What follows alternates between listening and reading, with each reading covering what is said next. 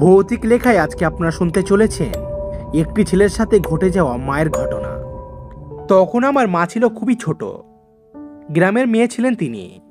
আমার মায়ের 3 ভাই ও 5 বোন আছে। আমার মায়ের পরে তার যে ছোট বোনটি ছিল সে সব সময় আমার মায়ের সাথেই থাকতো। মা যেখানে যেতেন তিনিও তার সাথে সাথে সেখানেই যেত। দিনটা ছিল বর্ষার দিন। চারপাশে পানি থই থই করছে। মায়ের ইচ্ছে হলো সে শাপলা তুলতে যাবে।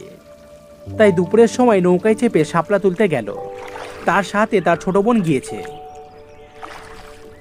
আমার মা ছিল একটু রোগাসোগা, কিন্তু তার ছোট বোন ছিল খুব মোটাসোটা স্বাস্থ্যবান। মা খুব ভালো নৌকা চালাতে পারত। তারা নদীর ওপারে শাপলা তুলতে গেল। দুপুর সময় ছিল, তাই আশেপাশে কোনো মানুষজন ছিল না, আর ঘরবাড়িও ছিল খুব দূরে। মা পানি থেকে শাপলা তুলে নৌকোতে রাখছে, আর তার ছোট বোন নৌকায় বইটা হাতে নিয়ে শাপলা খাচ্ছে, কারণ মা তার ছোট বোনকে শাপলা তুলতে নিষেধ করেছে।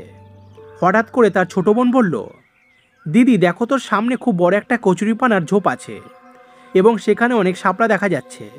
চলো আমরা ওখান থেকে শাপলা তুলতে যাই। মাও দেখলো সত্যি ওখানে অনেক শাপলা আছে। তাই মা নৌকা নিয়ে সেই বড় কচুরিপানা ঝোপের কাছে গেল এবং নৌকোটিকে কচুরিপানার উপর উঠিয়ে তারপর শাপলা তুলতে লাগলো। মা নিচের দিকে তাকিয়ে শাপলা ওঠাতে খুবই ব্যস্ত, কিন্তু তার ছোট বোন একটি জিনিস খেয়াল করলো। সে দেখতে পেল আমার মায়ের সামনের দিকে খুব একটা বড় ঢেউ আসছে, অথচ তখন কোনো বাতাসই ছিল না। নদী ছিল খুবই শান্ত, আর তাই ঢেউ ওঠার তো কোনো প্রশ্নই আসে না। অথচ যে ঢেউটি তাদের দিকে আসছে সেটা খুব বড় একটা ঢেউ এবং উচ্চতা অনেক বেশি। তাই মায়ের ছোট বোন তাকে ডাক দিয়ে বলল, ও দিদি, তোমার সামনে ওটা কি আসছে? তখন মা সামনের দিকে তাকালো আর দেখলো খুব বড় ঢেউ আসছে। মা চিন্তা করলো, আশেপাশে তো কোনো বাতাসই নেই, এই ভর দুপুরে এত বড় ঢেউ কোথা থেকে আসছে? হঠাৎ করেই মায়ের কাছে বিষয়টা বেশি সুবিধার মনে হলো না। তাই মা তার ছোট বোনকে কিছু বুঝতে দিল না, শুধু বলল, তুই নৌকার মাঝখানে বসে থাক, একদম নড়াচড়া করবি না, চুপচাপ বসে থাকবি। তার বোন সেটাই করলো। সে চুপচাপ নৌকার মাঝখানে বসে আছে আর পেছনের ঢেউয়ের দিকে তাকিয়ে আছে। মা খুব জোরে জোরে নৌকো চালাতে শুরু করলো। মা যত দ্রুত নৌকো চালায়, ঢেউটিও তত তাড়াতাড়ি আসতে চেষ্টা করে। তার ছোট বোন বলতে থাকে, তাড়াতাড়ি নৌকো চালাও, ঢেউটি আমাদের দিকে ধেয়ে আসছে। মার পেছন দিকে তাকায় না, শুধু সামনের দিকে তাকিয়ে নৌকা চালাতে থাকে এবং উপরওয়ালাকে ডাকতে থাকে।